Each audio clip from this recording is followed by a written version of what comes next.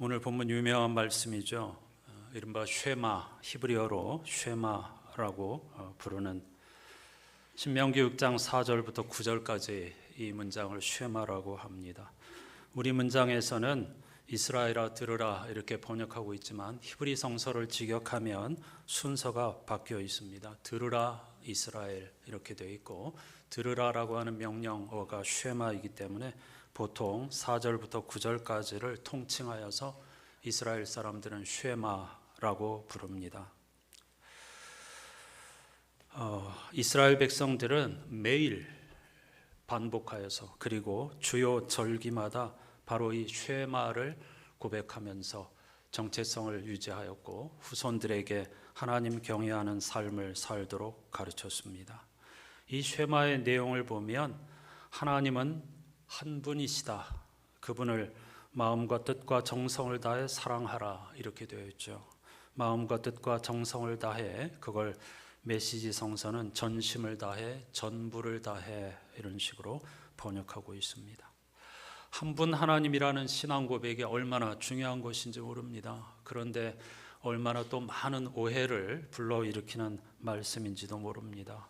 번역의 한계이기도 한데요.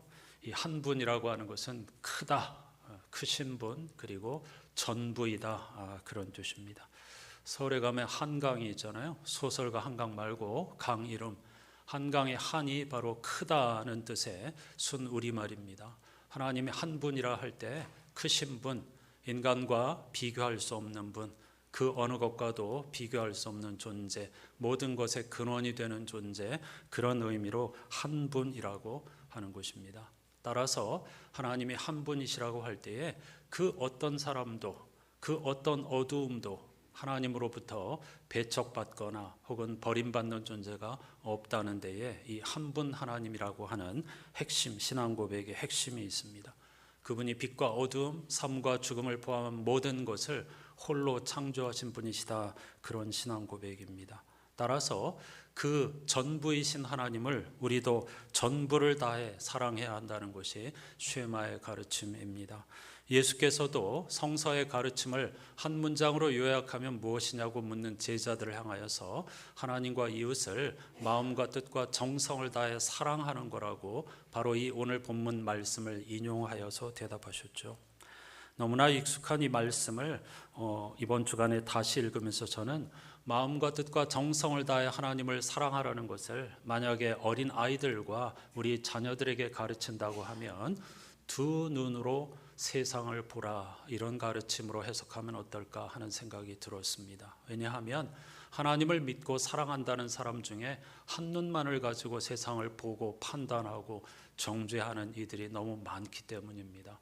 적어도 하나님을 사랑하느니, 하나님을 창조주로 믿느니라고 하면 한 눈이 아니라 두 눈을 뜨고 전부를 보는 그런 안목을 길러야 하겠습니다. 우리 그리스도인들은 두 눈으로 보는 사람들, 전부를 다해 하나님을 사랑하고 세상 구석구석을 하나님의 눈으로 바라보는 그런 삶을 살아야 할 줄로 믿습니다. 모세는 평생 사실 오늘 본문을 이스라엘 백성들에게 계속해서 가르쳤고, 지금 오늘 본문은 죽음을 앞둔 마지막 유언을 모은 설교라고 할 수 있는데 그 유언을 통해서도 똑같은 가르침을 반복하고 있습니다. 그런데 이 쉐마라고 하는 히브리어는 번역하기가 쉽지 않습니다. 아주 다양하고 깊은 의미를 가지고 있기 때문이죠. 히브리어 자체가 물론 다른 고대 언어도 그렇지만은 고대 사회의 언어이기 때문에 굉장히 단어 수가 제한적입니다. 따라서 이 뭔가를 표현하려고 할 때 하나의 단어를 가지고 다양한 의미로 사용을 할 수밖에 없었는데 그게 굉장히 큰 축복이고 선물입니다. 하나의 단어를 풍성하게 확장할 수 있기 때문이죠. 그래서 그냥 우리식으로 생각하면 오늘날처럼 단어가 풍성하지 못하면 표현에 제약이 있는 것 아닌가 이렇게 생각할 수 있지만, 정반대로 생각하시면 단어 수가 적다고 하는 것이 표현의 자유와 생각을 엄청나게 확장시키는 그런 좋은 점이 있다는 것을 생각해야 하겠습니다. 대표적으로 인자라고 하는, 헤세드라고 하죠. 인자라고 하는 단어를 수많은 그 언어로 우리 성서에서 번역하는 것처럼 쉐마도 마찬가지입니다. 단순히 귀로 듣는다는 의미가 전혀 아닙니다. 귀를 기울여라, 주목하라, 마음에 새기라 등등 여러 가지 의미로 이 쉐마라고 하는 하나의 단어를 번역할 수가 있겠습니다. 하나님의 말씀을 들으라, 그분이 우리에게 원하시는 것에 귀를 기울이며 살아라, 행동하라 하고 하는 그런 의미입니다. 육신의 귀로 울리는 소리를 들으라는 것이 아니라 그 교훈을 따라서 살아가라고 하는 것이 들으라라고 하는 명령에 포함되어 있는 것이죠. 따라서 유대교는 보는 종교가 아니라 귀를 기울이는 종교입니다. 이 귀 기울임의 영성, 귀 기울임의 훈련이 히브리 사람들이 인류 문명에 가장 크게 기여한 부분이라고 할 수 있습니다. 오늘날 서양 문화의 토대는 고대 이스라엘과 고대 그리스의 정신입니다. 헤브라이즘과 헬라이즘, 헬레니즘 이런 식으로 표현을 하죠. 그런데 이 둘은 겉으로 보면 상극입니다. 그런데 서로 너무나 달랐기 때문에 서로 비추고 서로 지탱하고 서로 보완하면서 인류의 찬란한 문명을 만들어 올 수가 있었던 것이죠. 다른 것은 이처럼 큰 축복입니다. 만약 헤브라이즘이나 헬레니즘 하나의 사상만 가지고 있었다면 우리 인류의 문명이 지금처럼 발전하지 못했을 것입니다. 그럼에도 불구하고 우리는 여전히 나와 다르다고 하는 것,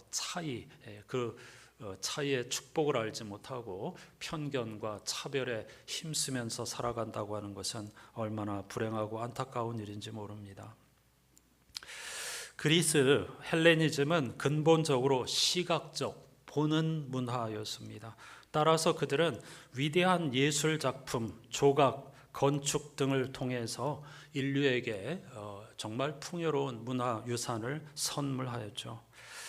플라톤, 헬라 철학자의 어떤 그 시조라고도 할 수 있는 플라톤은 지식이란 깊게 보는 것, 즉 눈에 보이는 것 아래에 있는 참된 형상, 그걸 플라톤은 이데아라고 했죠. 그것을 보는 거라고 생각했습니다.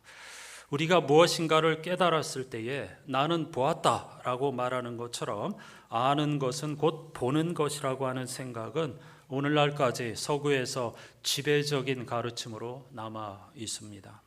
하지만 유대교는 인류에게 전혀 다른 차원의 유산을 제공하였습니다. 그것은 우리가 볼 수 없는 하나님에 대한 믿음, 눈에 보이는 형상으로 드러낼 수 없는 하나님에 대한 믿음이 그것입니다.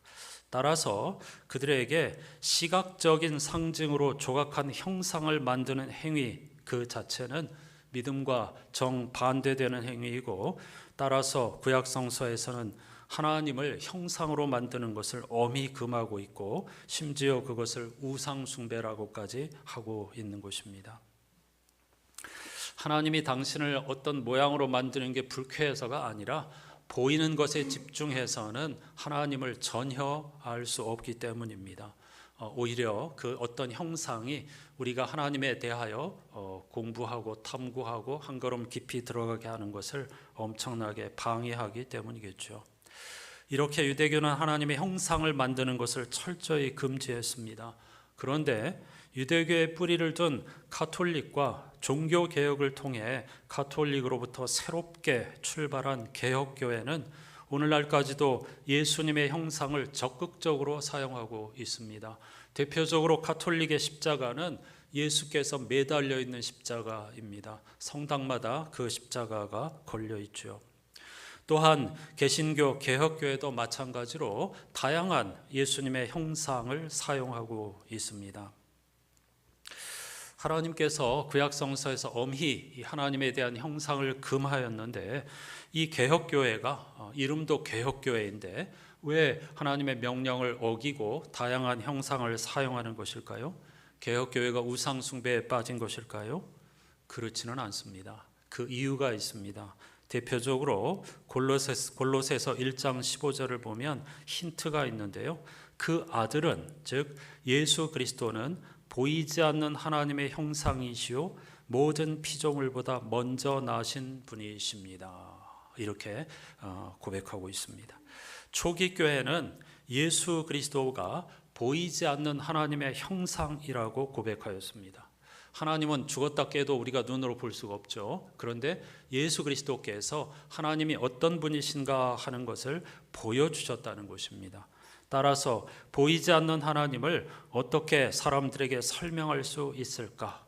보이지 않는다는 것은 우리의 감각기관으로 확인할 수 없다는 뜻이잖아요. 하나님을 직접 볼 수 없다는 성서의 가르침은 하나님을 본 자는 죽어야 한다는 가르침과 똑같은 말입니다. 실제로 죽는다는 게 아니고요. 하지만 인류는 보이지 않고 손으로 만질 수 없음에도 불구하고 참된 진리, 그 모든 것의 근원이 무엇인가를 알기 원했습니다. 고대로부터 이러한 탐구를 멈춘 적이 없죠.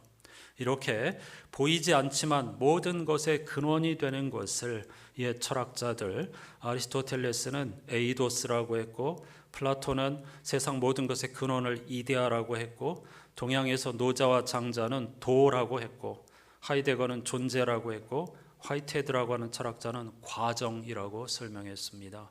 표현은 다르지만은 다 인류가 끊임없이 우리 눈에 보이는 모든 것의 참된 근원이 되는 것이 무엇인가를 탐구해 왔다는 뜻입니다. 그런데 그리스도인들은 바로 그것을 하나님이라고 깨달았습니다. 하나님께서 만물의 근원이라고 고백하게 된 것이죠.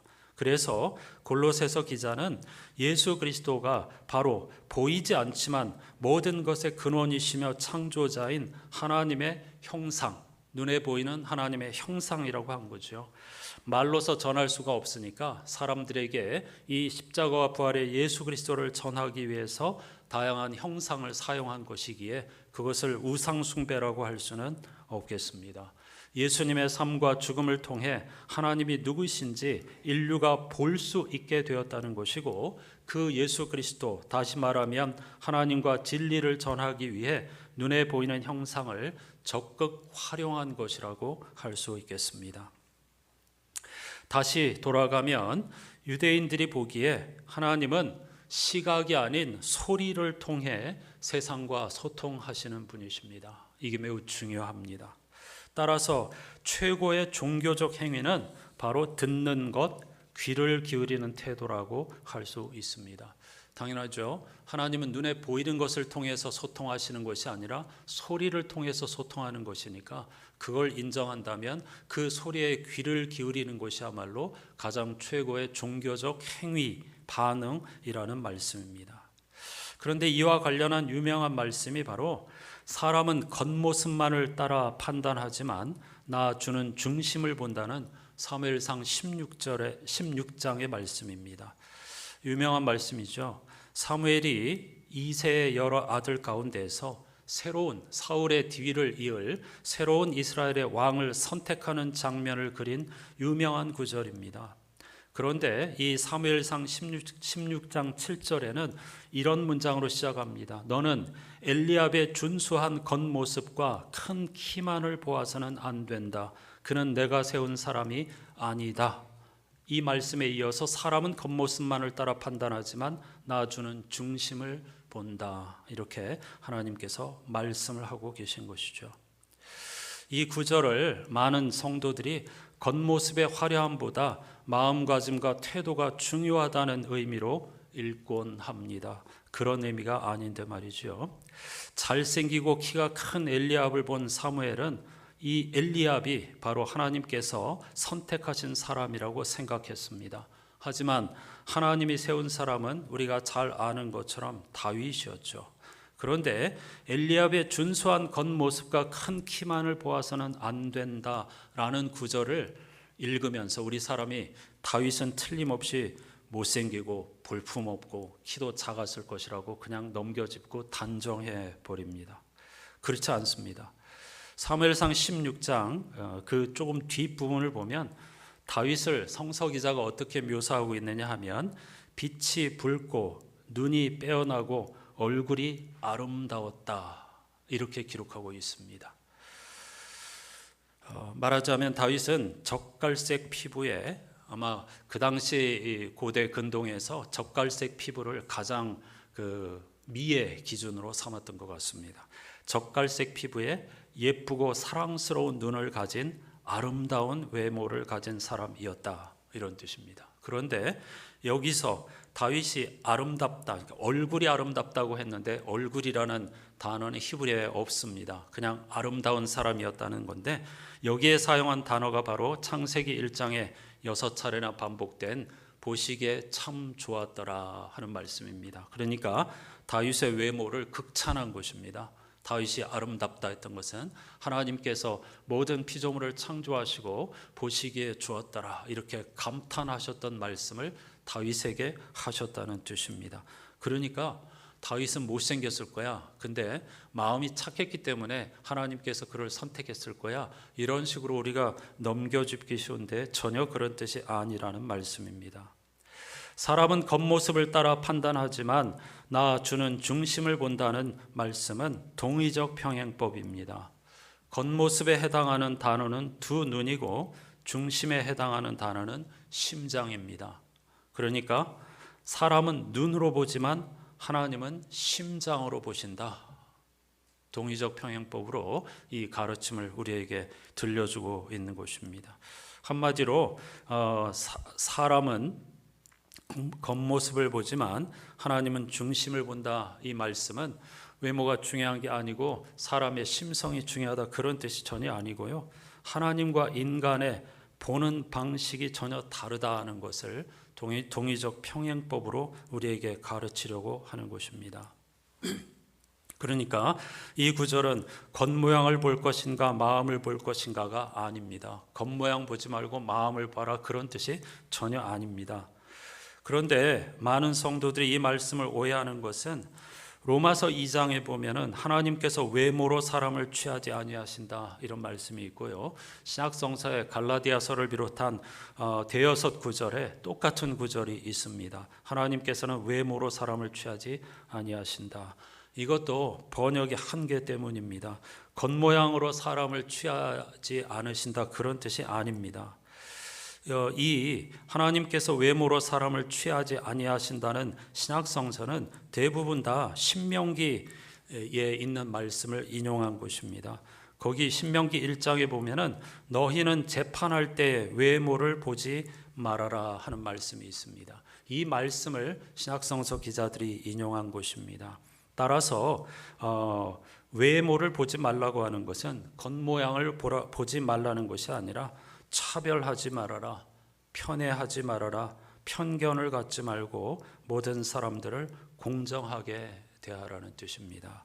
하나님은 힘 있는 자와 가난한 자의 사이에 차별을 두지 않으신다는 뜻입니다. 신약성서 기자들도 다 이렇게 하나님께서 외모로 사람을 취하지 아니하신다고 가르칠 때는 편견과 차별을 거두고 하나님이 보는 방식으로 사람들 하나하나를 보고 소중히 여겨야 한다는 가르침으로 이 말씀들을 전한 것입니다. 하나님은 다윗이 볼품없지만 마음이 훌륭해서 선택한 것이 아닙니다. 하나님 자신의 심장으로 다윗을 선택하신 것입니다. 사람은 눈으로 보지만 하나님의 선택 기준은 인간의 그것과는 다르다는 것을 강조한 구절입니다. 인간은 눈이라고 하는 감각기관을 통해 사람과 세상을 봅니다. 그럴 수밖에 없습니다. 하지만 하나님은 그분의 심장으로 세상을 보시는 분이십니다. 마음으로 보신다는 거죠. 하지만 인간은 하나님처럼 심장으로 세상과 사람을 볼 수가 없습니다. 그러므로 이 가르침의 핵심은 눈에 보이는 것이 전부가 아니라는 것을 알아야 한다는 것이고, 눈에 보이는 것으로 사람과 세상을 판단하지 말라고 경고하는 것입니다. 대신 우리는, 하나님의 백성인 성도들은 하나님의 심장 소리를 들어야 합니다.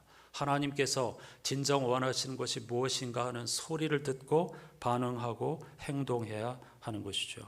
그래서 모세는 기회가 있을 때마다 들으라, 집중하라, 주목하라, 귀를 기울이고 행동하라고 반복하여 가르친 것입니다. 오늘은 추수감사절이죠. 이스라엘의 주요 절기, 유월절, 오순절, 초막절과 같은 절기는 농사와 관련된 절기이지만, 그러나 농사를 감사하기 위한 절기가 아닙니다. 모두 다 구원의 은혜를 기억하기 위한 절기입니다. 우리도 마찬가지입니다. 추수감사가 한 해 동안 하나님께서 우리에게 주신 열매가 있어서 감사하는 것이 아닙니다. 그건 눈에 보이는 것이고요.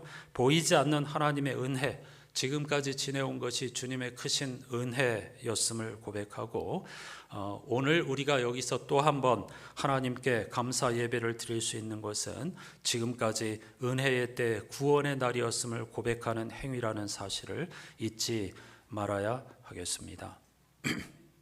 그러므로 이 쉐마라고 하는 가르침은 고대 이스라엘 백성이나 현대 유대인들뿐만 아니라 오늘 저와 여러분들 성도들에게도 매일 반복하고 우리가 우리 자신들에게 가르쳐야 하는 말씀이 아닐 수 없습니다. 그런데 유대인들은 왜 이 말씀을 매일 가르쳤을까요? 왜 절기 때마다 반복했을까요?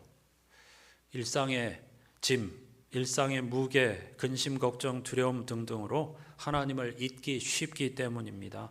세상의 흐름에 휩쓸리기 쉽기 때문입니다. 그래서 그들은 이 쉐마를 반복해서 고백하며 암송하고 가르쳤고, 어떻게 하든지 하나님의 말씀을 듣고 기억하기 위해 최선을 다했습니다. 이번 주 성시 시편 119편은 바로 그 하나님의 말씀에 대한 찬가입니다. 제가 조금 전에 어떻게 하든지 삶의 자리에서 하나님의 말씀 가르침을 듣고 기억하기 위해 최선을 다했다고 했습니다. 그 몸부림의 하나가 바로 알파벳이라고 하는 문학적 형식입니다. 그런 본문이 나올 때마다 제가 자세히 설명을 드리고 있습니다.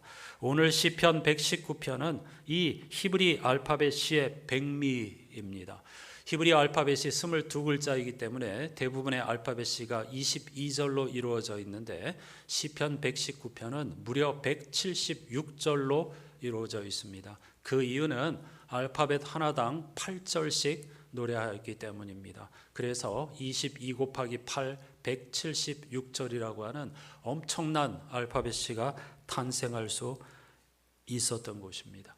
저는 나름대로 이런 본문을 읽을 때마다 흉내도 내보고 여러분들에게 이 알파벳이가 어떤 기능을 하는 것인지 알려드리기 위해서 나름 애쓰고 있는데 22절을 만든다고 하는 것은 얼마나 힘든 일인지 모릅니다. 근데 이 고대 이스라엘의 지혜자들이 176절에 걸쳐서 하나님의 말씀이 도대체 하나님의 말씀이 우리에게 들려주는 소리가 뭔가, 그 내용이 뭔가, 그 가르침이 뭔가를 몸부림치면서 한 땀 한 땀 수를 넣듯이 새겼다는 것은 얼마나 놀라운 일인지 모릅니다. 그만큼 하나님의 말씀을 기억하기 위해서 몸부림쳤다는 뜻입니다. 그만큼 암송하고, 그러니까 성전이 없어지고 나라를 빼앗기고 그런 엄청난 시련이 닥친다 하더라도 하나님을 잊지 않고 그분의 말씀을 기억하고 암송하여서 후손들에게 전하기 위해 몸부림을 쳤다는 뜻입니다.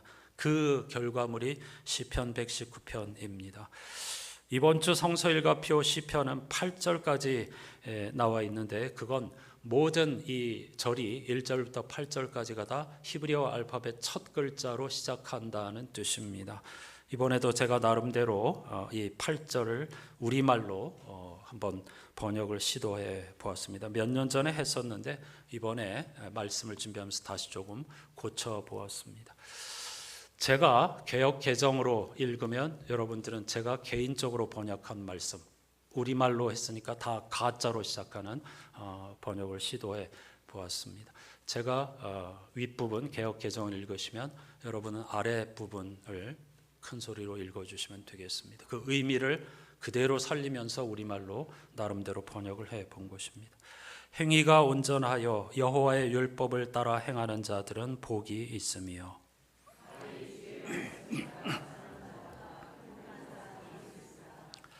여호와의 증거들을 지키고 전심으로 여호와를 구하는 자는 복이 있도다.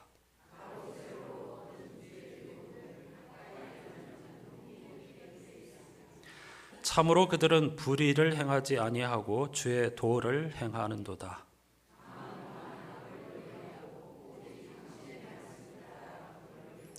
주께서 명령하사 주의 법도를 잘 지키게 하셨나이다.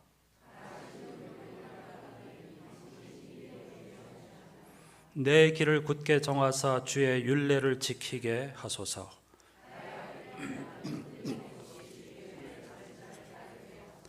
내가 주의 모든 계명에 주의할 때에는 부끄럽지 아니하리이다. 내가 주의 의로운 판단을 배울 때에는 정직한 마음으로 주께 감사하리이다.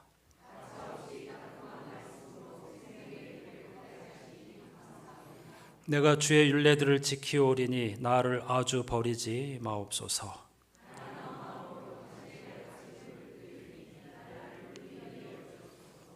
아멘. 의미를 그대로 살리려고 애를 써봤는데요. 172절을 도전해 볼 생각입니다. 근데 평소에 하기 좀 어려워서 내년 두 번째 제 안식년에 집중적으로 이 성서에 있는 모든 알파벳을 다 우리말로 한번 번역해서 책으로 묶어볼까 그런 생각을 하고 있습니다. 귀를 기울인다고 하는 것, 이 귀 기울임에서 이런 엄청난 노래, 신앙 고백이 나올 수 있었거든요.